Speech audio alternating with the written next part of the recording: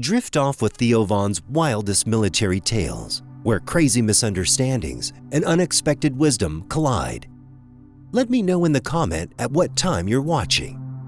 On his podcast, Theo Von sat down with comedian Shane Gillis for one of those unscripted yet thoughtful conversations that started off lighthearted and ended up digging into history.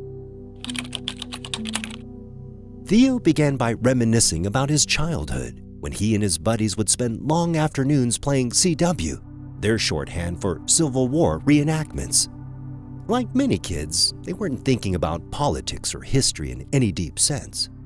For them, it was about pretending, about staging mock battles in fields or backyards, taking sides, and imagining themselves as generals or soldiers in some grand struggle. It was a child's way of connecting to a big, mythic story they had heard about in school and in culture. From there, the conversation turned toward history more seriously, with Shane Gillis diving into his interest in the Civil War and its larger-than-life figures. He mentioned how the generals of the South were often celebrated for their tactical brilliance. Leaders like Robert E. Lee, Thomas Stonewall Jackson, and others have long been studied for their strategic minds, their ability to inspire loyalty, and their boldness in battle. In pure military terms, many of them were considered superior tacticians compared to their northern counterparts, at least in the early stages of the war. But as Shane pointed out, military brilliance alone wasn't enough. The Confederacy was deeply flawed in its vision, especially in its refusal to integrate or involve the Black community in its fight. While the Confederacy was built on maintaining slavery, the North eventually turned toward emancipation as both a moral and strategic advantage. The decision to enlist Black soldiers into the Union Army brought not only increased manpower, but also a moral clarity that added weight to their cause. Hundreds of thousands of formerly enslaved men and free Black citizens joined the fight, tipping the scales of war in a way the South could not match. If we'd had a plan to get, I think, get a little bit more, gets a bit more urban. Yeah, we kept it way too, I think, honkied out. Yes. Yeah. Towards the end, the Union was like, get the brothers in also. Yeah. Shit got bad. But you guys had a lot of, I don't know why you guys won. I guess we probably had some disorganization, I bet. And I think you guys, the South was much better. The generals were better. Yeah. It was organized, but like Lee and fucking Stonewall Jackson and Longstreet, those guys were beat. Theo listened and added his own reflections, pointing out how stories from history often get passed down in strange ways, sometimes focusing more on the romantic image of generals and battles than the deeper truths of what was at stake. Growing up, he had only absorbed a surface-level version of the Civil War, often told in simplified narratives. But through conversations like this, he began to see how much more complicated the reality was. They talked about how the South's inability or unwillingness to bring the Black population into their vision of the future not only reflected the moral failure of their cause, but also directly weakened their chances of victory. By contrast, the Union, though not free of racism by any means, understood the pragmatic and moral importance of aligning its war aims with the emancipation of enslaved people. That shift gave the North both a larger fighting force and a message that resonated beyond the battlefield, especially in the international arena. What started as childhood nostalgia for Theo, kids playing soldier and imagining battles, expanded into a reflection of how those same battles had very real consequences that shaped the nation. Shane's point about Southern generals being better in a military sense underscored a broader irony. Talent and skill can be wasted when tied to a flawed and unjust cause. The Confederacy had strong leadership in certain areas, but their foundation was rotten, and that rot ultimately led to their downfall. The conversation revealed how comedy, history, and personal memory can intertwine. Once you go full evil, you're full evil. I didn't really thought about that. You know, we had a guy that lived across the street from us named Brad, and I think he killed his mother, who was our favorite lunch lady, Annie. Dude, and we loved her, dude. Yeah. And she, like, one of her hands shook or both of them shook. and she would like get the food, and it was just Dude, your whole town got murdered. oh, bro. Theo brought the humor and honesty of his childhood experiences, while Shane added a layer of historical insight. Together, they painted a picture of how the Civil War remains both a story of strategy and generals and a story of morality, justice, and the choices that shaped the outcome. It reminded listeners that history is not just about who won the battles, but why they were fought and who was allowed to fight them. Next is one of his more unusual and thought-provoking podcast conversations.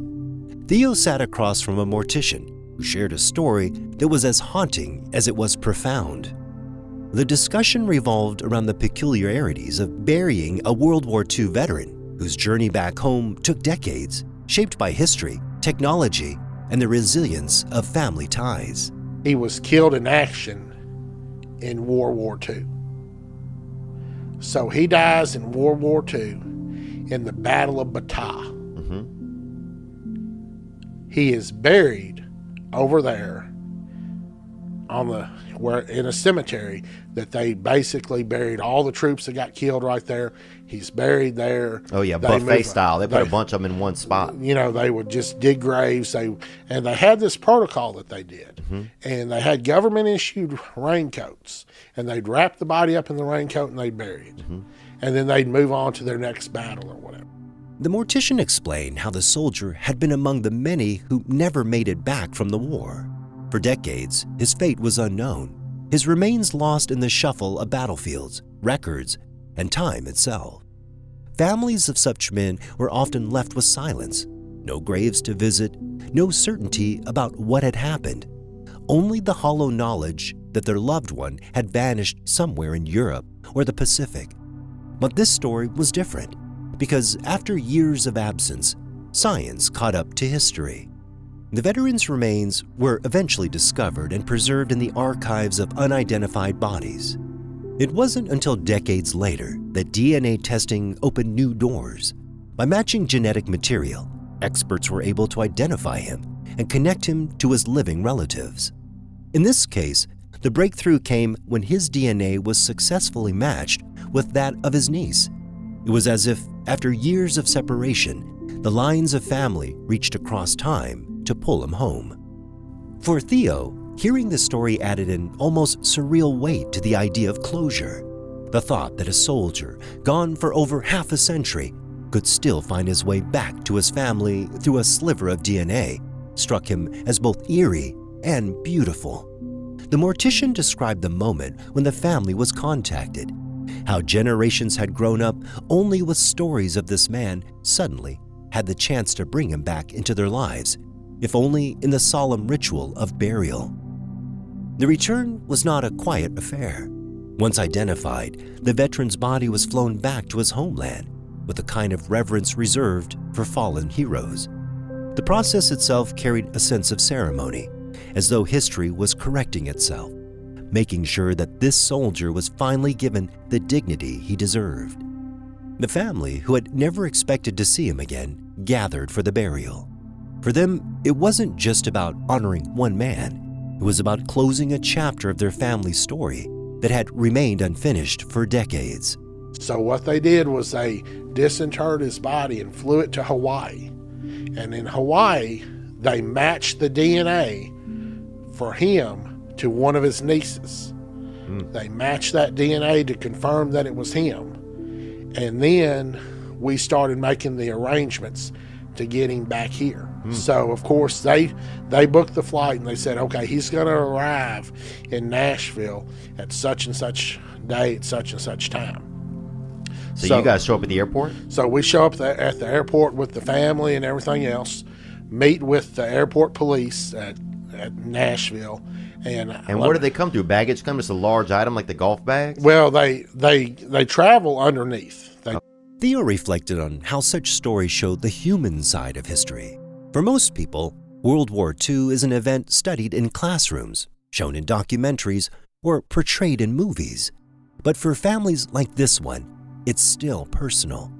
The war didn't just end in 1945. Its echoes continue to shape lives in ways that are sometimes unexpected.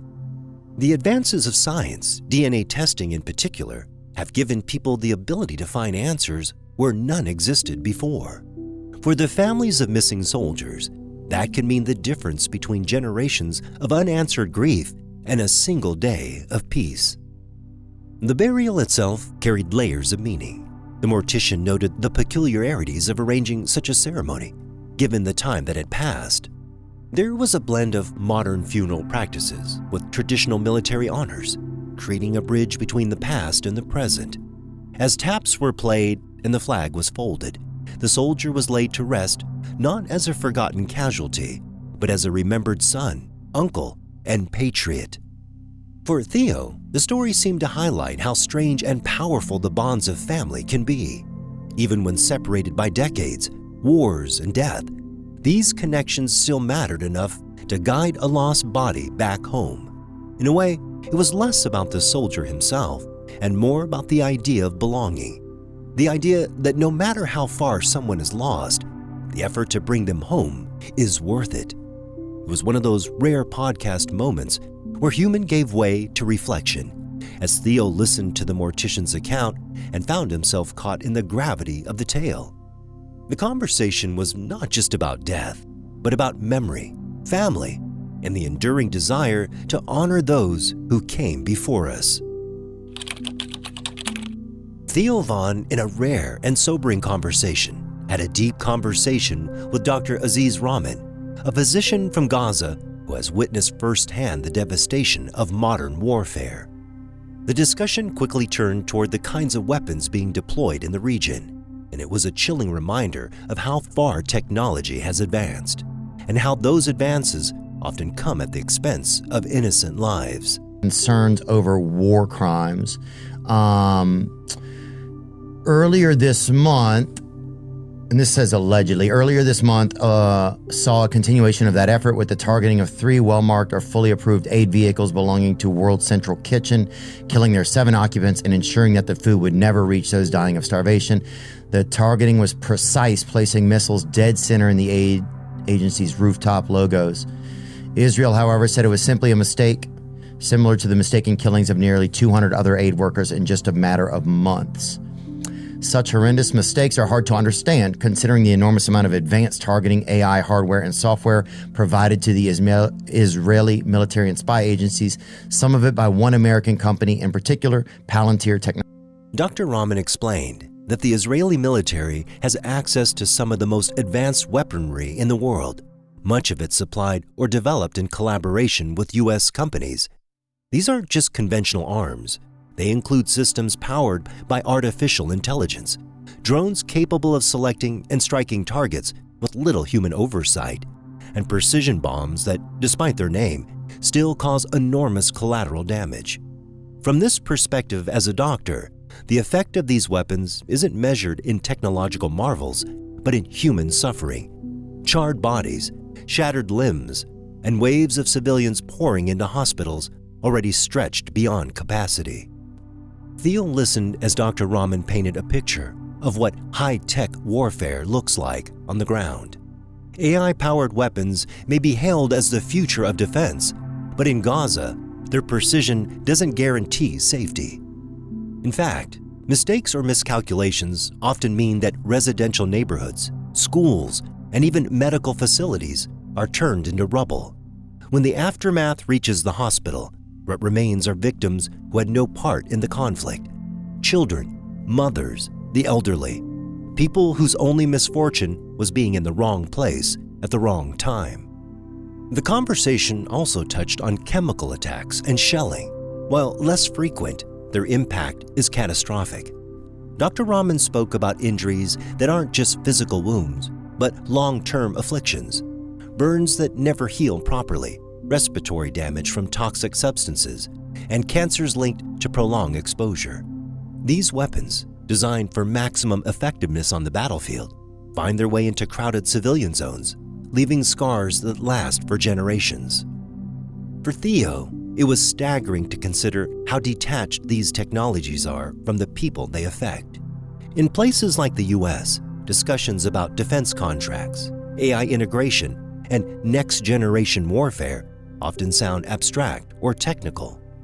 But for someone like Dr. Rahman, there's nothing abstract about watching an AI-guided missile obliterate a home or treating the mangled bodies pulled from rubble. What's being described as innovation in one part of the world is experienced as daily terror in another. The conversation inevitably circled back to the role of the United States.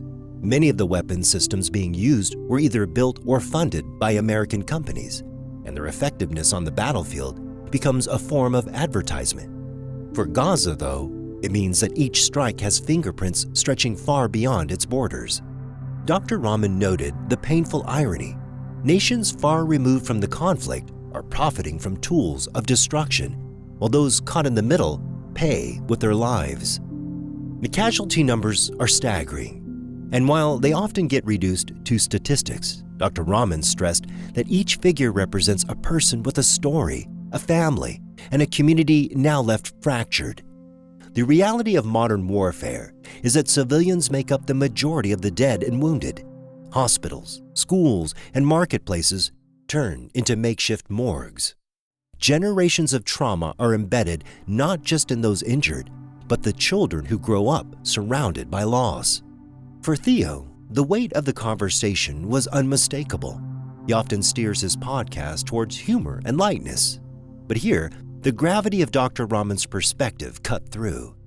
The idea that technology, something often celebrated as progress, could so easily become an instrument of mass suffering was difficult to reconcile. Tanks in the distance, you can see them with your own eyes, right? And then you hear them shooting, and then you can hear the shell landing, and then you hear the Apache helicopter shooting, and then you hear the rockets landing. And it's like, how is this all happening against some people underground? Like, something's not adding up. And then, like I said, from a doctor's perspective, you're seeing the casualties, which are civilians. I mean, you can make whatever conclusion you want about what's going on from the military aspect, and I am also suspicious, like, what is going on? Is it just like a big show of different equipment? We actually had a situation where there was some sort of a gas being used, and patients were asphyxiating, but we didn't know what it was. There was no testing, right? But the X-ray was normal. The chest X-ray was normal, but the patients were asphyxiating. It was really weird, and we had no idea what. The exchange served as a stark reminder that the conversation about war shouldn't be just about geopolitics or military strength, but about the human beings who live under the shadow of these machines. For every weapon tested, every drone launched, and every AI system deployed, there are faces, names, and families that carry the cost. A former sergeant who shared one of the most harrowing experiences of his career in negotiating the release of a hostage in the middle of a crisis was one of Theo Von's most bizarre episodes. The tone of the conversation was tense but grounded as the sergeant peeled back the layers of what it means to be in a moment where every decision could mean the difference between life and death. The story unfolded with the sergeant describing how such situations often develop quickly and with little warning. A suspect, fueled by desperation, rage, or fear, takes control of another person's life, using them as leverage. The balance of power tilts dangerously. The negotiator has to step into a space where words become weapons, where patience can save lives, and where one misstep can trigger irreversible damage. For the former sergeant, this wasn't just training material, it was reality. He explained to Theo how the negotiation process works. It's less about commanding authority and more about building a fragile bridge of trust. The negotiator must slow down the suspect's adrenaline, appeal to fragments of humanity buried beneath their desperation, and keep the dialogue alive long enough to open a path for resolution. It's about listening as much as talking, and about recognizing that sometimes silence itself can be as powerful as words. Theo was struck by the immense psychological weight that comes with this role. Unlike a battlefield where soldiers face enemies head-on, hostage situations demand a different kind of courage. The negotiator stands unarmed, relying solely on presence and communication to diffuse a storm. The sergeant admitted that in those moments, fear is always present. Fear for the hostage's safety, fear of escalating the suspect's anger, fear of making a wrong call. Yet the job requires turning that fear into focus, because hesitation could be fatal. The former sergeant shared the specific story of that crisis, painting the scene of a barricaded room, a suspect armed and unpredictable, and a hostage terrified and silent. His role was to stay calm, to keep talking, to slowly chip away at the suspect's defenses. He explained how one of the key challenges was unpredictability. The suspect could change moods in seconds, swinging from rage to despair. The negotiator had to adapt constantly, keeping a mental map of possible outcomes while trying to guide the situation toward the one outcome that mattered most, the hostage walking out alive. In one particular case, the conversation was recorded and the sergeant played the recording for the entire podcast. I like to keep my word. And I know you do, and I remember that you said that if you get back on the phone with me, that you and I can work this out. Can we, if we can work this out, we can come to some type of agreement. All right, and I'm a man of my word. I think the agreement that we'll come to will be release of the hostage, and perfectly she will be unharmed. But I like what you're talking. I like what you're talking about, and that peaceful agreement is the route that we got to go, man. SWAT team is here. Christopher, I want you to tell the SWAT team to move away from the front of the door. Can I just tell them to move them now? Would you tell them to move them now? Michael, can I tell you what's happening? Would you tell them to move away from the door? Okay, Michael, can I tell you something? Tell them that. All right, listen. I see them. Give me a second. I see the ladder and I see them. Yes, Michael, that's absolutely fine. Listen to me. Let me just tell you what's going on. Remember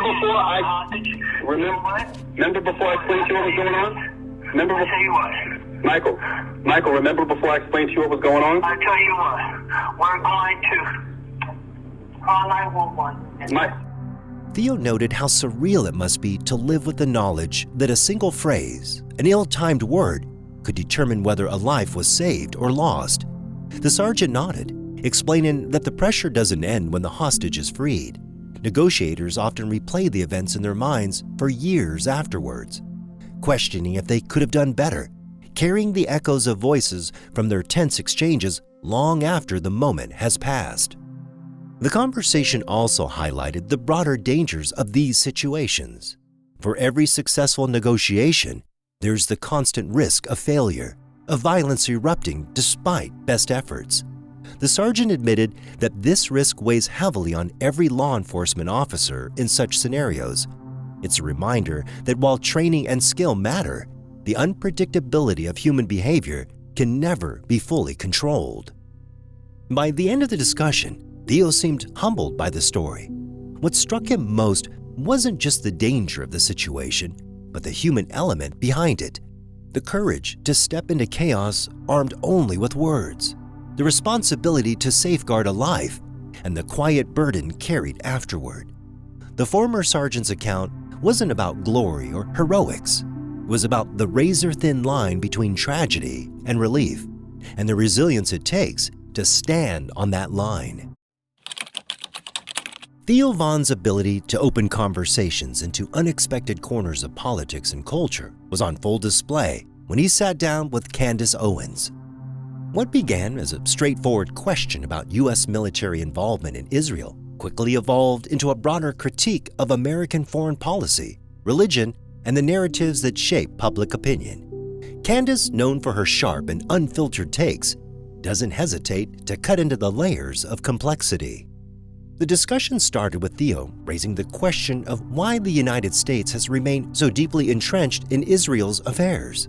For decades, U.S. foreign policy has been tied to the region, with billions in military aid and political backing flowing to Israel every year. To Theo, it seemed like one of those things everyone knows, but few deeply understand. Candance took the opportunity to unravel some of the reasons behind it, noting how Israel has managed to maintain a massive influence not only on U.S. policy, but also on cultural and religious sentiments inside the country. I agree with you that it's amazing. Or let them all do it. Right. If like America is owned by Israel or something, or part ownership or whatever, just tell us that. Right. Well, they don't want to. Like that's a weird thing I don't understand. Like then you wouldn't sign up for wars. You would start to question things in a different way. And so it becomes important for the government to keep Americans ignorant of how Congress works, what's going on, so that they believe their congressman when they go on a rant and say, Israel's our friend and ally, and they don't know how to just very easily look up and see whether this guy's taking money, or when someone says, this vaccine's going to save your life, and they don't know, what's happened with the CDC, or people don't even have basic civics understanding, but that's by design. She explained that this influence is not just about politics or economics, but about ideology. Israel's position as a key ally in the Middle East has often been framed in terms of strategy, but Candance emphasized how it's also wrapped in layers of faith and tradition. For many conservative Christians, she argued, support for Israel isn't merely about national interests. It's about fulfilling a perceived biblical obligation. They point to scripture that describes Israel as a blessed nation, chosen and protected, and therefore beyond criticism. But for Candance, this reasoning was problematic. She described the idea that a modern state, with its politics, conflicts, and mistakes, should be shielded from accountability because of ancient religious beliefs as not just flawed, but absurd. To her, it conflates faith with geopolitics in a way that prevents honest discussion. Nations, she argues, are human creations run by imperfect people and must be subject to the same scrutiny as any other. To allow theology to block criticism is, in her eyes, dangerous. Anna, why on earth would I not be able to critique a foreign country for something that they're doing that is so objectively wrong? Yeah. And so it's disappointed me as someone who just had so much respect and belief in the conservative movement and believing that it was a principled movement, and Christians as well. I've been very disappointed in Christians who are trying to use this like biblical argument for just, well, no matter what, Are people doing that? Yeah, it's pretty sick, man. It is very sick. They're basically saying that the Bible will bless those who bless Israel. And I'm like, okay, so we have a country who first and foremost doesn't have to give us back our pedophiles. Literally, they have this weird rule that you can go if you're Jewish and hide as a pedophile. And actually an amazing Jewish organization did the work there. You could pull it up. I think it was on CBS. I forgot what the name of the Jewish organization, but they went to Israel and was like, why are we harboring pedophiles? Theo, listening in, played the role he often does in such conversations. Curious, reflective, and a little skeptical of the narratives people accept without question. The back and forth highlighted how deeply ingrained certain beliefs are within American society. Candace's critique was not aimed at Christianity itself, but at the way biblical interpretations are sometimes weaponized to justify policy positions. She pointed out that when politics is propped up on theology, it creates a shield against accountability. It makes it harder to discuss the very real consequences of military support, the casualties, the destabilization, and the human cost on both sides of the conflict. The conversation broadened into a reflection of how influence works. Israel's sway over U.S. policy, Candance suggested, is not only because of religious convictions, but also because of lobbying, strategic partnership, and a long history of aligning interests. Still, what struck her most was how cultural narratives, especially within conservative circles, have reinforced this unwavering support. The biblical argument, she said, gives political decisions a kind of moral armor that discourages dissent. Theo pressed her on what this means for ordinary Americans. Candance argued that citizens should separate faith from foreign policy and look at the facts. How much money is spent, what kind of weapons are being provided, and what the long-term consequences are. Blind allegiance, in her view, does not serve the American people, nor does it help bring peace to the region. It only perpetuates cycles of violence and dependency. That is taking billions and billions and billions. It's an American welfare state, And CBS jumped on it. A CBS News investigation has found that many accused American pedophiles flee to Israel, and bringing them justice can be difficult. Okay, has been trying for years to find Caro's one and help of them. bring to justice. So Jimmy Caro, he's a wanted man and is considered dangerous, accused of assaulting a 9-year-old girl in Oregon in 2000. He fled to Israel before authorities in the U.S. could apprehend him. But is this just one guy? No. So this is a story about how they are doing this. Like, it's the main story is like that they were investigating is that there's so many people that did this. Why do they allow it? because they have special consideration and they are not allowed, they don't have to give us back our pedophiles. I don't know. I never understand this random Israeli. By the end of the exchange, the tone had shifted from a simple podcast conversation to something heavier. The discussion reflected how faith, politics, and culture collide in powerful ways, shaping the way Americans view Israel and the broader Middle East. Candace's perspective was provocative, calling for people to question assumptions that have gone largely unchallenged. Theo's questions kept the dialogue grounded, opening space for listeners to consider angles they might not have before. At its heart, the conversation was about accountability. It asks whether a nation, no matter how historically significant or religiously symbolic, should be immune from critique. And it revealed how deeply narratives, biblical, cultural, and political, can shape foreign policy in ways that are not always rational or just. Theo Von's interview often cuts across culture, humor, and serious political debates. But his conversation with Congressman Ro Khanna was different. It carried the weight of a world teetering on the edge of another dangerous conflict. The subject was America's latest strike on what intelligence sources claimed was an Iranian nuclear facility, and the looming possibility of direct war between the United States and Iran. What began as a question about U.S. military strategy quickly unfolded into a sweeping reflection on America's long and often controversial entanglement in the Middle East, as well as the current U.S. role in Israel's fight against Hamas in Gaza. On Gaza, I mean, you look at what's going on there, right? 55,000 people killed. Now, Israel says some terrorists, and they're right, some terrorists, but most of them women and children. Yeah. You've got 130,000 people injured. You've got over 600,000 kids who are not in school there. You've got the entire population of Gaza being forced into a corner, southern corner of Gaza. And then you've got over 400,000 people who are starving, who don't have enough food to live a decent life. For Theo, whose style is marked by curiosity and a knack for breaking down complex topics into relatable terms, the conversation was less about grilling Ro Khanna and more about drawing out the deeper tensions behind American foreign policy. Khanna, known for his progressive stance on limiting U.S. military intervention abroad, did not mince words about the dangers of escalation and the historical lessons America has ignored time and time again. The interview began in the shadow of the U.S. military strike against Iran's supposed nuclear facility. This was no minor skirmish. It was a direct hit that carried with it both symbolic and strategic weight. For decades, Iran's nuclear ambitions have been a focal point of U.S. foreign policy, with American administrations cycling between sanctions, diplomacy, and threats of force. This most recent action signaled a willingness to tip the balance away from negotiation and toward open confrontation. Khanna emphasized the risk. War with Iran, he explained, would be unlike the wars America has waged in Iraq or Afghanistan. Iran is larger, more unified, and has a network of proxy groups across the Middle East that could ignite conflicts far beyond its borders. He noted that escalation could destabilize an already fragile region, drag U.S. allies into direct conflict, and potentially trigger a global economic shock given the region's role in oil markets. Theo, listening carefully, pressed the obvious question: why does the U.S. keep finding itself in the position of conflict in the Middle East? And more importantly, is this truly about security or about power and influence? That question opened the door to a historical reflection.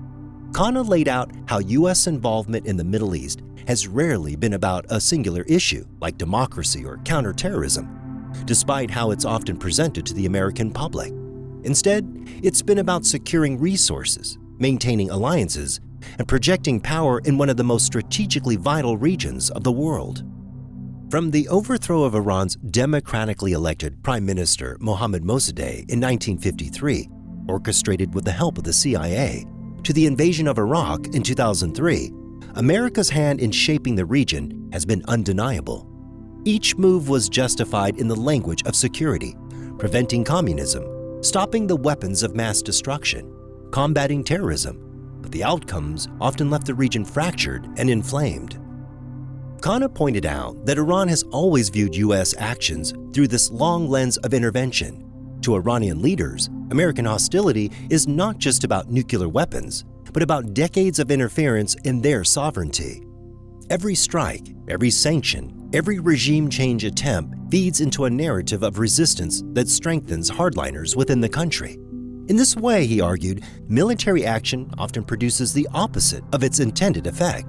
It empowers the very forces America hopes to weaken. Theo, ever the skeptic of official narratives, framed it in simpler terms. So it's like the U.S. keeps playing firefighter. In a blaze, it helps start. Khanna agreed that the metaphor was apt. From Iran, the conversation inevitably shifted to Israel and Gaza. The U.S. role in supplying military aid and diplomatic support to Israel has come under sharper scrutiny in recent years, particularly as images of destruction and civilian casualties from Gaza flood global media. Theo asked bluntly whether America's current alignment with Israel, particularly in its campaign to eradicate Hamas, was just another chapter in the same pattern of endless entanglement.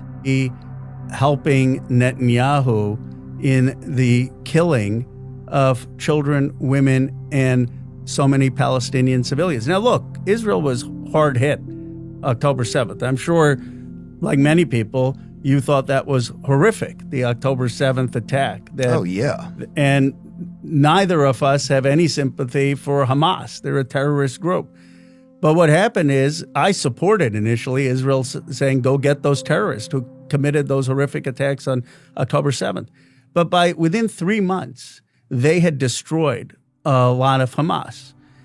What now is happening, over 2 years later, they're still going and bombing. Khanna acknowledged Israel's right to defend itself against attacks, but he was firm in arguing that America's blind alignment with Israeli military campaigns comes at an extraordinary human cost. Civilians in Gaza, he stressed, are the ones paying the price. Entire neighborhoods are reduced to rubble. Hospitals, schools, and refugee camps are caught in the crossfire. And yet, the U.S. continues to funnel military aid without demanding the accountability that should accompany such support. What troubled Khanna most was the lack of balance. He noted that the U.S. could play the role of mediator, urging de-escalation and pushing both sides towards a political solution. Instead, by providing weapons and cover at the United Nations, America appears as a partisan actor, complicit in a cycle of violence that has no end in sight. Theo, sensing the human angle in the political rhetoric, steered the conversation toward the ordinary people, both in Gaza and in Israel, who are caught between governments, militants, and global powers. He wondered aloud whether ordinary Americans even understand the cost of their country's policies, given how abstract foreign wars often feel compared to domestic issues. Khanna took that point and expanded it. He argued that America stands at a fork in the road, continue down the path of military entanglement, propping up allies and striking at enemies in a cycle that never ends, or embrace a different vision of foreign policy. That vision, he said, would focus on diplomacy, economic cooperation, and humanitarian aid rather than bombs and troops. The biggest thing there's so many things right now, and it's like that I feel like in the world that are kind of stressing people and making people nervous. But one of the things is I felt like it was supposed to be America first. Like we're focusing on like, what are we doing to get things back into America, right? Exactly. To like increase like the purpose of being an American, to refill like our hearts with blood and like and make us feel something again here and make us be excited about being an American, right? Yeah. And I felt like that was what a lot of the energy was for. And then now that we're caught up here and it feels like we are just working for Israel, I think to a lot of people, it's, I don't know, you just really start to feel very disillusioned. He also emphasized how military spending abroad diverts resources from urgent domestic needs. Every $1 billion sent to fund wars is $1 billion not spent on schools, infrastructure, or healthcare. For Khanna, the endless wars are not just morally questionable, but practically harmful to America's own future. Theo connected this back to his own audience, many of whom come from working-class backgrounds. He wondered how many of them see their own struggles, job security, medical bills, stagnant wages, while their government spends trillions overseas. It raised the uncomfortable but necessary question: who really benefits from these wars? As the interview moved toward its conclusion, the specter of escalation loomed large. Khanna warned that if the U.S. continues to strike Iran, retaliation is inevitable, whether through proxy groups like Hezbollah, cyber attacks on American infrastructure, or direct conflict in the Persian Gulf. Iran has tools to respond. Once the cycle of tit-for-tat violence begins, stepping back becomes nearly impossible. Theo asked whether the American public has a stomach for another war. After Iraq and Afghanistan, the toll of lives, trillions spent, and promises unfulfilled, it's hard to imagine a groundswell of support for a new conflict. And yet, Khanna noted, wars often start in moments of fear and crisis, when leaders frame them as necessary and unavoidable. By the time the public realizes the cost, it's too late. The conversation between Theo Von and Ro Khanna revealed the uneasy truth that America is still trapped in its post-9/11 mindset, the belief that military might can solve deep political and cultural conflicts in the Middle East. Whether in Iran, Iraq, or Gaza, the pattern is the same: intervention that claims to bring stability, but often produces only chaos and resentment. I noticed even we spoke on the phone the other night, man, and it just like, after I got on the phone with you, I felt a little better. I was like, at least I have somebody to talk about this with. Dude, yesterday I'm leaving this restaurant and a guy comes up to me. He's missing a tooth, or he was missing one. And he was like, hey man, thanks for speaking up about Palestine stuff. And I said, well, I don't know a ton about it. It's just kind of how I feel. And he goes, well, I think a lot of people are just afraid to speak up. They're afraid if they speak against Israel that they're going to be labeled an anti-Semite. And I was like, oh no. I said, I understand that, but I think that's just a verbal trap. You know, I said, I have tons of Jewish friends that I talk to every day, and I don't think what Netanyahu is doing is good. But anyway, don't undersell yourself. You have more common sense and your values than 90% of the foreign policy blob that has gotten us into all these wars. And that for Theo, who often brings humor into his interviews, the mood this time was heavier. Yet his natural curiosity kept the conversation relatable. By asking questions that cut through jargon, he helped unpack why America keeps returning to the same cycle of war, even when the outcomes are so predictably grim. Khanna's perspective was sobering. He called for restraint, accountability, and a fundamental rethink of America's role in the world. Instead of fueling conflicts, he argued the U.S. should work to de-escalate them. Instead of propping up militaries, it should invest in peace. In the end, the discussion was less about predicting whether America would go to war with Iran and more about asking whether it had to. Was there still time to step back, reassess, and imagine a different future? Or was the U.S. once again sleepwalking into a conflict that would scar a generation? One particular exchange was with a border officer stood out as both eye-opening and sobering. The topic was human trafficking along the Mexican border, a subject often mentioned in headlines but rarely dissected with the kind of detail and raw clarity that came from someone working on the ground. The officer's testimony painted a picture of an industry that is not only thriving, but has also become deeply entrenched in the economic and social fabric of Latin America. Here. So you have to keep that money on you, on your person, while you're going that distance. It's a little bit of both. You'll see folks that travel with money in their hands, in their pockets, hidden away, and then there's a lot of money that gets wired. Yeah. It's a huge industry, money being wired into Mexico. So like, I think it's either number 3 or number 5, but part of Mexico's GDP, their gross domestic product, one of the largest GDP earners is remittances from the U.S. into Mexico. Wow. And it's the same thing in Central America, where you've got folks that are sending money back. So they'll wire a smuggler, here's the $300 that I can cross in your plaza. Wow. The officer began by describing human trafficking not simply as a crime of opportunity, but as a massive, organized industry. Smugglers, cartels, and entire networks operate with remarkable sophistication, creating systems that rival legitimate business in structure and logistics. From recruitment in impoverished villages to transportation across treacherous desert landscape, the process is orchestrated in a way that ensures maximum profit for those at the top of the chain. For many traffickers, human lives are simply commodities, valued only for the dollars they can bring. What struck Theo most was the officer's description of how integral this system has become to local economies in parts of Latin America. In some cases, the remittances sent back by migrants who have been smuggled into the United States make up a measurable percentage of their country's GDP. This creates a strange dual reality. On one hand, families see relatives who successfully make it across the border as heroes, providing for loved ones back home. On the other, the mechanism that got them there is rife with exploitation, danger, and often violence. The officer explained that entire communities sometimes tactfully support smuggling operations, not because they condone crime, but because they see it as one of the few avenues out of poverty. The darker side of this reality is the human suffering it produces. The officer recounted how many migrants are lured with promises of safety and work, only to be subjected to extortion, abuse, or abandonment in the harsh desert. Trafficking routes are littered with tragedies.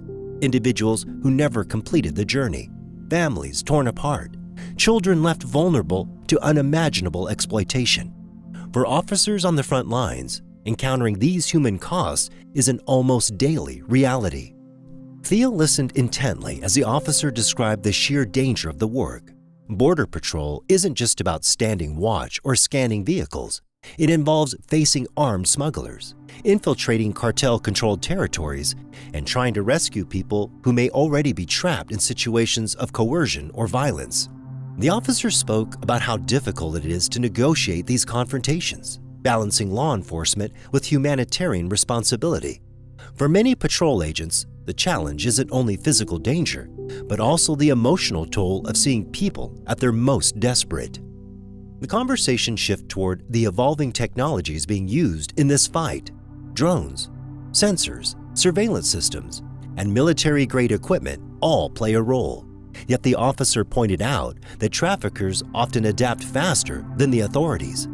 Smuggling groups use counter-surveillance tactics, misinformation, and even advanced communication systems to stay one step ahead. It's a constant game of cat and mouse, one that drains resources and demands relentless vigilance. Theo pushed deeper, asking about the broader implications of this industry.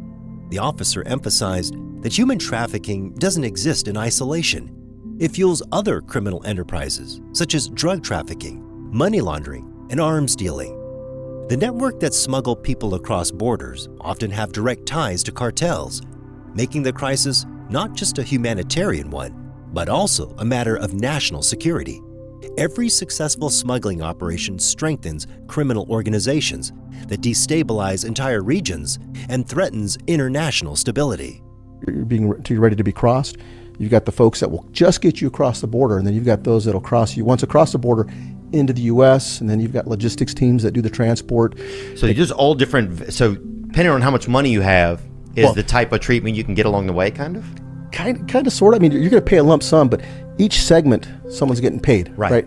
The thing is, with each segment, as you're getting paid along, well, you're not, in other words, I'm paying you, you're the organizer, right? You're the smuggler. Right. I give you my 40 grand, and then that smuggler, as the person's being moved along, pays Roy a portion. Okay, I see. Somebody else a portion. So he's breaking everybody off. You kind of have the... At the same time, the officer was candid about the strain on those tasked with stopping it. Many officers and military personnel spend weeks or months in high-stress situations, often feeling underappreciated and misunderstood by the public. While some view border enforcement through the lens of politics, for those on the ground, it's about life and death decisions made in the moment. Officers must weigh whether to pursue an armed suspect, whether to provide aid to a struggling migrant, or whether to call in backup in situations that can escalate in seconds. The officer also mentioned the personal sacrifices made by those in the field, time away from families, exposure to trauma, and the constant unpredictability of the job weigh heavily on mental health.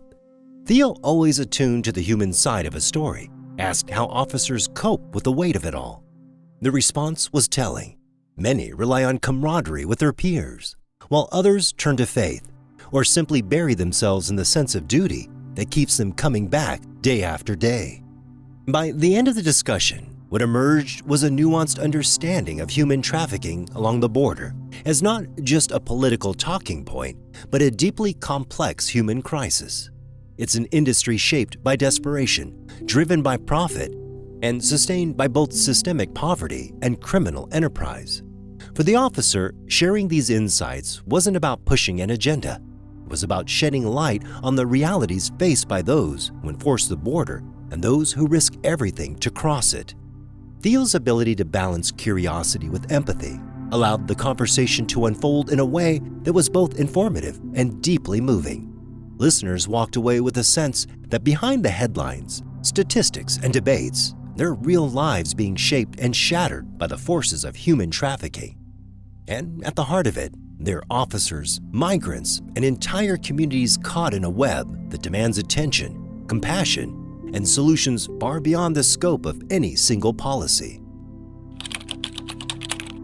Theo Von, never one to shy away from stirring conversation, recently took his podcast into political territory when he addressed the influence of Benjamin Netanyahu, the Prime Minister of Israel, on U.S. policy. In his candid way, Theo expresses a concern that has been echoed in certain political corners for years. The idea that Netanyahu has an outsized role in pulling America into conflicts that don't always align with its own interests.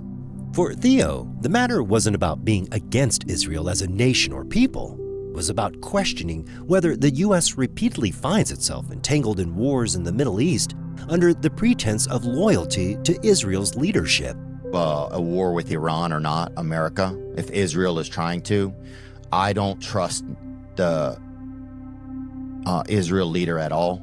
I don't believe anything that guy says. And I don't think that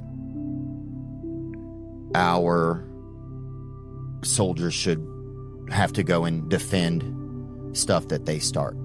The discussion centered on Netanyahu's track record and his role in shaping American involvement in ongoing tensions with Iran and Gaza. Theo suggested that Netanyahu has a pattern of dragging the United States into confrontations that ultimately serve Israeli strategic interests rather than American ones. His point was direct. Israel's security is undoubtedly important to Israelis, but why should young Americans and American taxpayers constantly bear the weight of defending those interests abroad? It was a sharp critique of what he described as a cycle. Wherever there is an escalation between Israel and its neighbors, Washington is called to stand at Israel's side militarily and diplomatically, often at great cost. Theo raised the issue of the U.S. being on the verge of another potential war with Iran, framing it as a byproduct of Netanyahu's hardline approach. In his view, this wasn't just about defending Israel from real threats. It was about Netanyahu setting the stage for U.S. entanglement. Theo speculated that American strikes and troop deployments in this region, especially when tensions flare up with Gaza or over nuclear ambitions in Tehran, often come not out of organic U.S. strategy, but as a reaction to Israel's urgent calls for backing. To him, this creates an unhealthy dependency, with Israel's leadership assuming America will always step in, no matter the circumstances. Another point Theo highlighted was a lack of transparency in these decisions. Ordinary Americans, he argued, are not given a clear explanation as to why their government commits itself so deeply to Israel's military struggles. The justifications are often framed around shared values or biblical connections, but Theo felt that those explanations do little to clarify why U.S. soldiers and resources are constantly redirected to handle conflicts in the Middle East. He emphasized that loyalty and alliance should not automatically equate to blind obedience, especially when the costs involve blood and treasure from another country. The Gaza conflict in particular came up as an example. Theo criticized how Israel's policies under Netanyahu's leadership continuously draw the U.S. into defending bombings, civilian casualties, and military operations that create global outrage.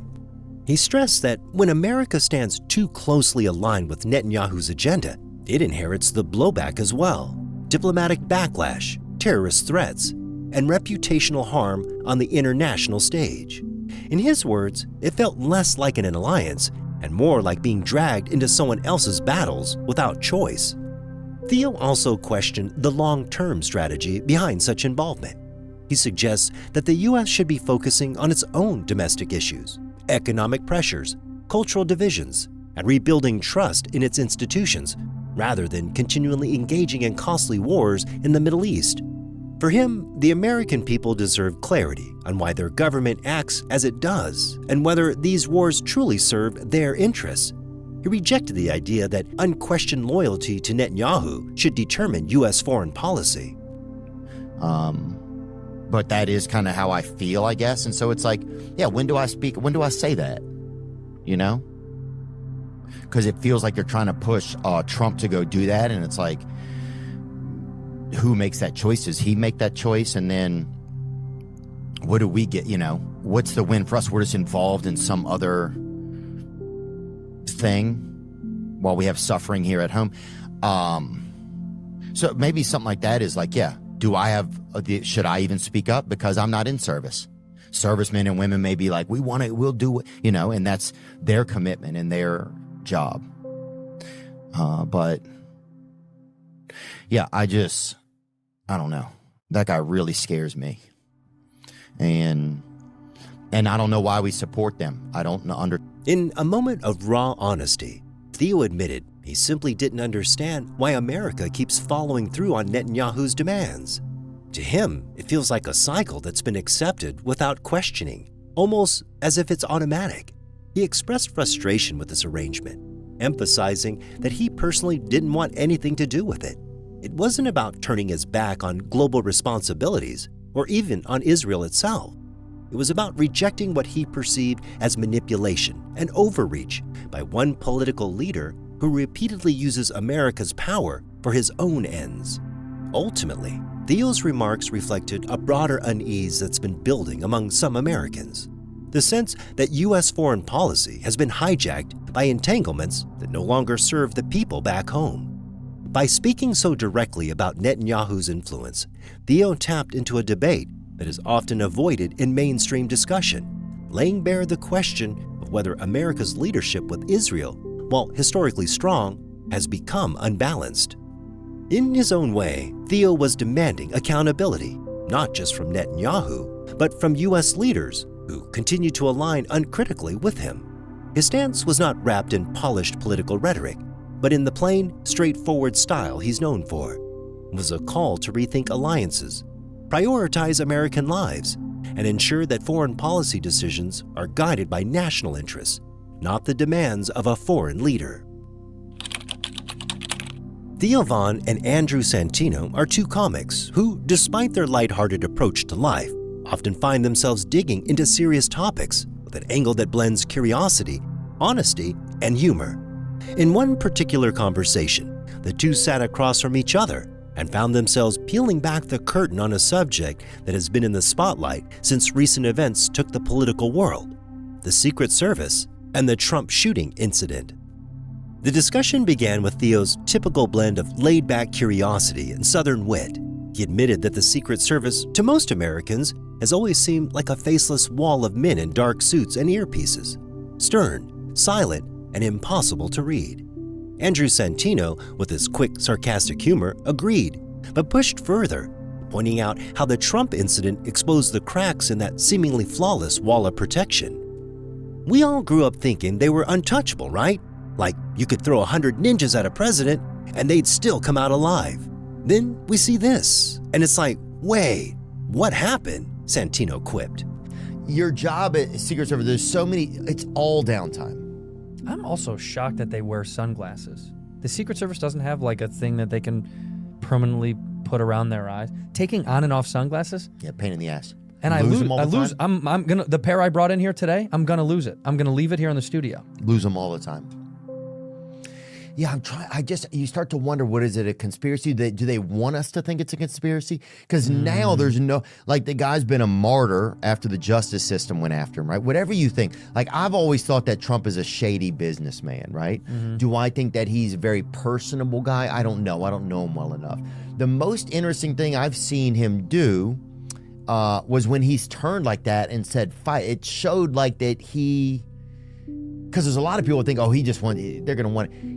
to turn back around. Yeah, and face the crowd. And again. face the crowd and face the shooter too. I mean, you don't know what the fuck's going on. Right. You're making yourself visual. That's that. The two began dissecting the incident itself. The Trump shooting had sent shockwaves not only across the political landscape, but also across the public perception of the Secret Service. While Trump survived, and the image of him raising a fist in defiance afterward was plastered across screens worldwide, the event raised sobering questions. Theo noted how something that was supposed to be impossible, an attacker breaching the invisible bubble of presidential security, had actually happened. Man, if somebody could get that close to the boss, Theo said, what chance do the rest of us even have? Andrew agreed, but his commentary was laced with biting criticism. He argued that the agency had gotten complacent, too reliant on reputation, and too confident in its systems. You can't treat the president like a normal celebrity gig, Santino said. This isn't backstage security at a rock show. This is supposed to be the gold standard of protection. He emphasized that in this particular case, the Secret Service should have anticipated threats more aggressively, secured vantage points, and been prepared for the possibility of long-range attacks. Theo brought the conversation to a more reflective tone, pointing out how the incident didn't just expose a lapse in security, but also elevated Trump's public image in an entirely new way. The footage of him, bloodied but standing tall, fist in the air, resonated powerfully with his supporters. Theo mused, that man turned into a living martyr that day. Like, before, he was already this big personality, but after that, he looked like a guy who was willing to take a bullet and keep standing. Andrew nodded, acknowledging the almost cinematic quality of it. It's like a movie scene, he said. That shot of him afterward, it's iconic now. You couldn't stage a more powerful campaign image if you tried. And that's the weird part. The Secret Service failed in that moment, but politically, it may have given him one of the strongest pieces of momentum he could ever get. From there, the two comedians circled back to the human element behind the headlines. Theo asked what kind of pressure Secret Service agents must feel daily, knowing that one mistake, one missed detail, could change history. Andrew joked that it must feel like being the world's most stressed babysitter, but quickly acknowledged the seriousness. The job requires hypervigilance, an almost superhuman level of attention, and the ability to predict dangers that most people can't even imagine. Yet, as the Trump shooting proved, even the most elite force can stumble. Theo's curiosity turned toward how the agency might change going forward. Do they just beef up everything now, he asked? Andrew speculated that the incident would lead to stricter protocols, more aggressive surveillance, and perhaps even a shift in how events are staged.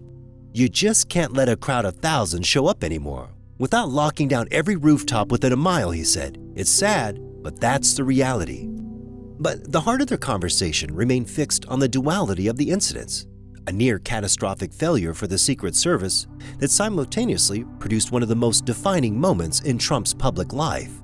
Theo framed it as almost mythological. You know how in stories, heroes don't really become heroes until they bleed a little, until the audience sees them survive something impossible. And that's what happened here. He walked out of that looking like he was chosen, like he had some kind of armor of destiny. Andrew agreed, but warned against romanticizing the failure of security. It's powerful, yeah, he said, but we shouldn't forget that someone still got through. That should scare the hell out of us, because if it could happen once, it could happen again, and maybe next time we don't get the same ending. As the conversation wound down, Theo and Andrew managed to strike a balance between humor, critique, and gravity. They acknowledged the bravery of Secret Service agents who dedicate their lives to protecting leaders, but they also didn't shy away from pointing out that the system is not infallible. Most of all, they highlighted how a single event can reshape narratives overnight. An attack meant to end Trump's career instead turned him into a living martyr, a man who had taken a bullet and still stood tall. For the audience, the conversation wasn't just about politics or security. It was a reminder of how fragile systems really are, how quickly public perception can shift, and how moments of crisis often define legacies far more than speeches or policies ever could. And in the way only Theo Von and Andrew Santino could imagine, the talk walked the line between serious reflection and comic observation, leaving listeners with both laughter and something to think about long after the episode ended. When Theo Von sat down with Duncan Trussell, the conversation quickly veered into a territory that has fascinated humans for decades: UFOs, extraterrestrial life, and the secrecy that governments, especially the United States, maintain around the subject. What started as a curious back and forth turned into a deep dive into why the military would intentionally cover up findings about alien life and what the global implications of such a cover-up might be. So I don't know if he paid attention during the whole hearing then. No. Confetti. Raining down like confetti. It's a great descriptor. Yeah, that's what I don't, I think, but maybe I could see if there's an alien life form, you shoot it, whatever, and it dissipates. It's part of the way it's constructed is not to fall down to this. That would be the first thing I would make of something that can't leave evidence. Right, like exactly. But so, like based on the stuff that's coming out right now, and I love UFOs in the same way I love like stories about magic and miracles, but I don't go full bore into it because ultimately, like day-to-day reality isn't impacted. The United States military, they reason, is not ignorant when it comes to the skies. With billions of dollars invested in surveillance, satellites, and intelligence gathering, there is little that slips past their radar. Strange lights, unexplained objects, or aircraft behaving in ways far beyond current human technology are unlikely to go unnoticed. If these phenomena are being tracked, then the question is not whether the government knows about them, but why it chooses not to disclose the full truth. The first explanation lies in the geopolitical chessboard. Nations compete not only in terms of weapons and resources, but also in the arena of information. If alien life or technology has indeed been encountered, the nation that manages to understand and harness it first would hold a historic advantage. The technology could be transformative: propulsion systems, energy sources, materials, science, even biological knowledge. Such breakthroughs could alter the balance of global power overnight. No government would want to share that kind of discovery with rivals, much less release it to the public before its full potential is understood. Like taking anything and hiding, like just weird. There's weird ways that people react to things that seem beyond them. Yeah, it eats you alive. And then add to it that apparently these people have been threatened with death, that whoever's running this shit is not fucking around. They don't want the general populace, they don't want the world to know that this has happened, because apparently, and again, this is just conjecture here, obviously from a military perspective, if you figure out how those things can fly and you build a fleet of them, it's like the new atom bomb. Like you have complete superiority in the sky. And like, if you're living in the United States right now, you want us to be the ones. You want to be first. You don't want some other country who they apparently all have this shit to like win. The military secrecy then is not necessarily about denying the existence of UFOs to citizens, but about maintaining a lead in a race that is invisible to most people. Each nation quietly suspects the other of knowing more than it reveals, and the paranoia fuels even tighter secrecy. In this light, the United States might conceal findings, not just to keep the information from the public, but to prevent adversaries like Russia or China from gaining access to discoveries that could tip the scales of military dominance. Beyond the geopolitical layer is the question of public reaction. If alien life were openly confirmed, it would shatter long-standing beliefs, institutions, and social norms. Religion, politics, economics, all would be forced to confront the reality that humanity is not alone. For governments, such relations might create more chaos than clarity. Panic in markets, a collapse of trust in official narratives, or widespread fear could destabilize societies in ways that are impossible to predict. By keeping the public in the dark, the authorities maintain order, allowing them time to study, strategize, and control the narrative on their terms. Theo and Duncan reflected on how secrecy in this arena is not only practical, but also psychological. governments rely on the idea that the unknown is better managed behind closed doors. If the public were to know every detail of unidentified aerial phenomena, it would invite scrutiny, theories, and demand for answers that officials might not yet possess. In many ways, keeping secrets protects the image of authority.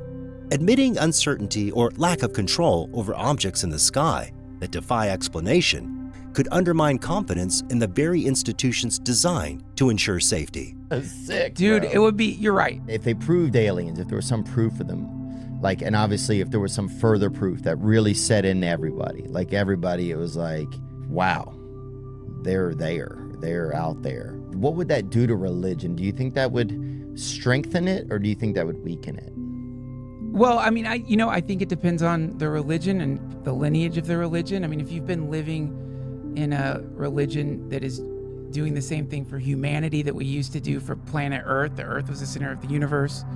So if you've been living in some mindset that humanity is the sum total of, or like the final part of God's creation or something, then yeah, it's gonna fuck with your head, because now you have to deal with the fact that no, the universe is teeming with life on every level, from the subatomic to the to giant planets to God.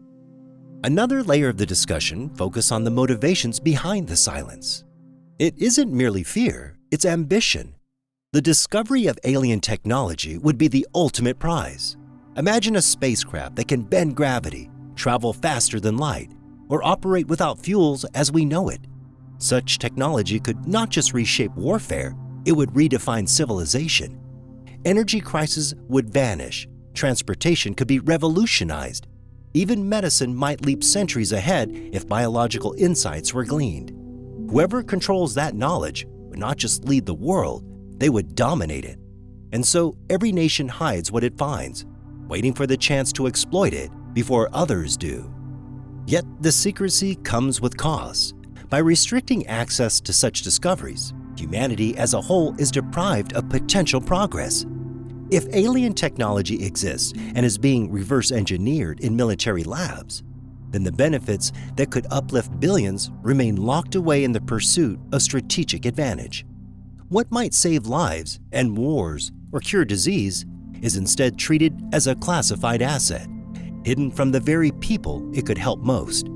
Theo and Duncan lingered on that irony, recognizing how the same instinct for survival that pushes governments to secrecy also stifles the possibility of collective advancement. The conversation also touched on the long history of sightings and reports. For decades, citizens, pilots, and even military personnel have described encounters with objects that defy the laws of physics. Some of these accounts are dismissed as misidentifications or fabrications, but others remain stubbornly unexplained. The consistency across time and geography suggests there may be more to the story than governments admit. If so, then the silence is not just about recent discoveries, but a continuation of a policy stretching back generations. The secrecy itself becomes part of the story, a tradition of withholding that reinforces suspicion among the public. For Theo and Duncan, the discussion was less about proving the existence of aliens than about understanding why humans, especially those in power, respond to the unknown in predictable ways. Fear, competition, control. These forces drive secrecy far more than transparency, and yet there is also an undercurrent of wonder. The very idea that we may not be alone in the universe opens a door that no government can fully close. Curiosity persists, no matter how tight the grip of secrecy. They concluded that the truth, whatever it is, will not remain hidden forever. Technology has democratized observation. Satellites, cameras, and global connectivity make it harder than ever to keep secrets. The public, they suggested, will eventually piece together enough fragments to force disclosure. But until then, the dance continues. Militaries guarding their discoveries, nations vying for advantage, and ordinary people staring into the night sky, wondering what might be out there. In the end, the conversation was less about aliens and more about humanity itself.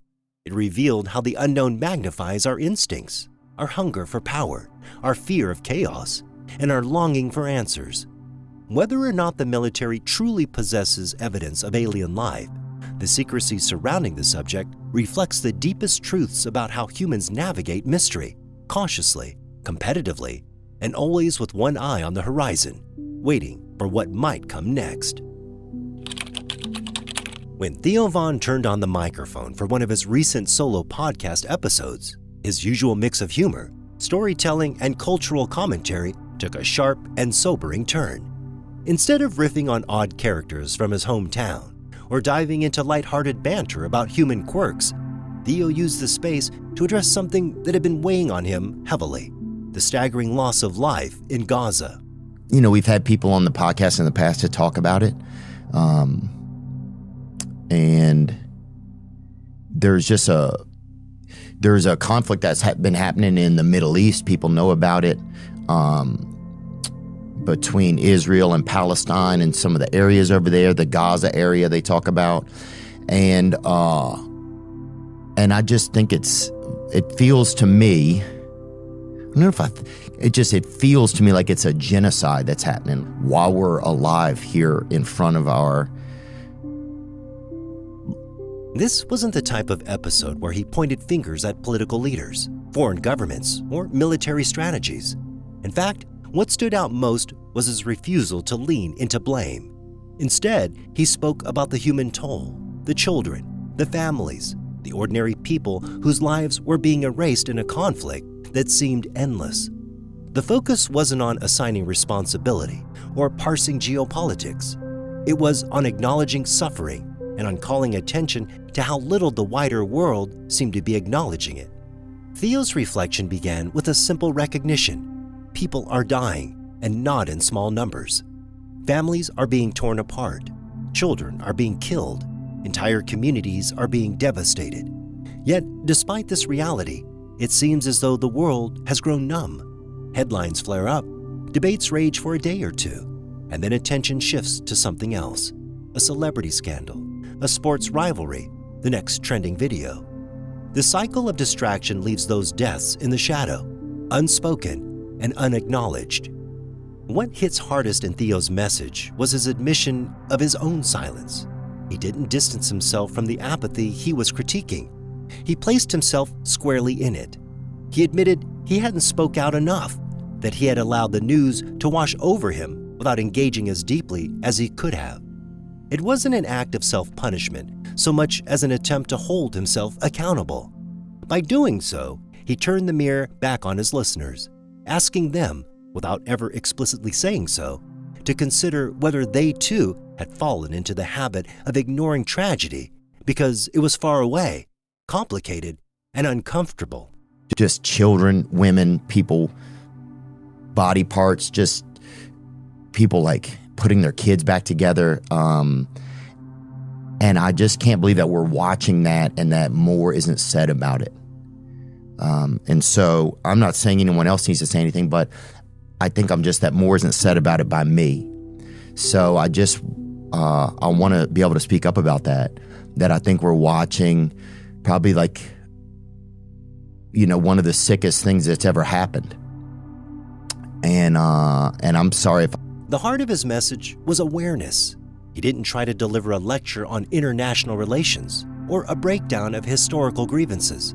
He simply wanted people to pause and remember that lives were being lost. He wanted listeners to imagine those children, not as statistics on a screen, but as human beings. Children who had names, who laughed, who dreamed, who had parents that loved them. Families who had once celebrated birthdays, shared meals, argued over little things, and planned for a future that would never come. Theo's sincerity was what gave the message weight. He wasn't posturing as an activist or trying to craft a grand moral statement. He was speaking as a human being who was shaken by the realization of his own inaction. That raw honesty stripped away the noise that often surrounds discussions of Gaza. Instead of slogans, there was grief. Instead of outrage directed outward, there was discomfort directed inward. He talked about the sickness he felt when he thought of how easily these tragedies could be overlooked. That word, sickness, captured something more profound than sadness. It was the sense that indifference itself had become toxic, that the ability to scroll past images of bombed-out homes and crying families without stopping had warped something inside of us. The world has become so saturated with information, Theo suggested, that people can become desensitized to death, and yet the reality doesn't go away just because we look away. The message resonated because it tapped into a truth many people feel but rarely voice, that silence can be complicity. When atrocities happen and no one speaks, the silence becomes part of the machinery that allows them to continue. Theo didn't frame it as a demand for protest or activism, but as an invitation to awareness, to look, to not look away, and to carry the weight of what is happening, even if only in thought. He also framed his words in terms of humanity rather than politics. Too often, discussions about Gaza become polarized, reduced to battles over which side bears more guilt. But Theo didn't let the conversation fall into that trap. He bypassed the political framing and went directly to the human core. Children are dying. Families are being destroyed. That is tragedy enough, regardless of which government or faction is responsible. By stripping away the politics, he made it impossible for listeners to deflect or rationalize. The question wasn't who is right, but how do we not see this? What made the moment even more striking was the vulnerability he showed in acknowledging that he hadn't done enough himself. For a public figure, especially one with a platform as large as his, it takes humility to admit silence. Yet in doing so, Theo gave permission for his audience to confront their own silence without defensiveness. Instead of condemning others for not speaking, he modeled self-reflection, showing that change begins not with accusation, but with honesty. I just wanted to say something. I don't even know what to do. You know, and it's crazy because our country's also complicit in it. You know, it's in it and has been for a long time. And it's just kind of interesting because then you just realize, oh, well, I'm a member of this country, but what we want sometimes doesn't matter, you know, and you just have to be a member of a place and your government is making other choices. So I don't know if I said that correctly, or I don't even know exactly what I said, but it's just like been making me really sick, and I feel like I just needed to say something that I think. You don't have to think that. This episode was not a polished manifesto. It was messy, raw, and deeply human. It was the sound of someone grappling with their conscience in real life, trying to process why so much loss of life had not provoked more of a response in himself or in the wider culture. That messiness made it real, and that reality is what cut through the noise. By the end of the message, listeners were left with no simple resolution. Theo didn't offer a path forward or a call to specific action. Instead, he left his audience sitting with the discomfort he himself had been sitting with. The discomfort of knowing that children are dying and the world is not saying enough about it. That unease, that sickness was the point. Sometimes the most powerful thing one can do is not to offer solutions, but to force people to stop and feel. The aftermath of Theo's message highlighted something important about the role of voices like his in today's media landscape. In a world where political leaders often speak in rehearsed talking points and news outlets filter events through ideological lenses, there is value in someone simply saying, "This is happening, and it is unbearable." That unfiltered honesty can reach people in ways that formal speeches or policy debates cannot. It bypasses intellect and strikes at the heart. At its core, Theo's message was about reclaiming our humanity in the face of tragedy. It was about remembering that behind every headline are people who bleed, suffer, and love just as deeply as we do. It was about rejecting the comfort of indifference and choosing instead to bear witness, even when bearing witness feels powerless. Because in acknowledging suffering, there is at least a spark of dignity granted to those who endure it. In many ways, the episode served as a reminder of what art and storytelling, even in the form of a podcast, can accomplish. It can cut through the noise, break down the walls of detachment and remind us that empathy is not optional, it's essential. Theo's words didn't change the situation in Gaza, but they may have changed how some listeners saw it, or at least made them pause long enough to see it all. And that pause matters. In a time when news cycles move at lightning speed and tragedies become yesterday's stories almost as soon as they happen, the act of pausing, of sitting with the weight of suffering, is itself a form of resistance. It is a way of refusing to let lives be reduced to footnotes. I think maybe it's starting to make it about me there at the end, but yeah. So just praying for those people and just the grief that is all going to cause.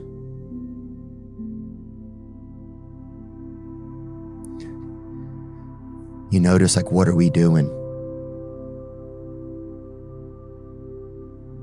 But, and I know that this has happened to other ethnicities and other cultures. I know that it's happening to other places too. I just don't see that as much. And so Theo's solo message may not have been long or polished, but its impact came from its sincerity.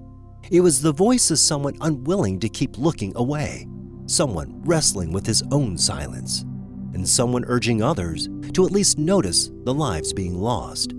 In that way, it was more than just commentary. It was a moral reminder. The lives in Gaza may be far away from most listeners, but the humanity of those lives is not. They are children who should have grown up, families that should have thrived, stories that should have continued. Theo's words didn't let us forget that. Please like and subscribe. I'm Mickey V, and I'll see you next time.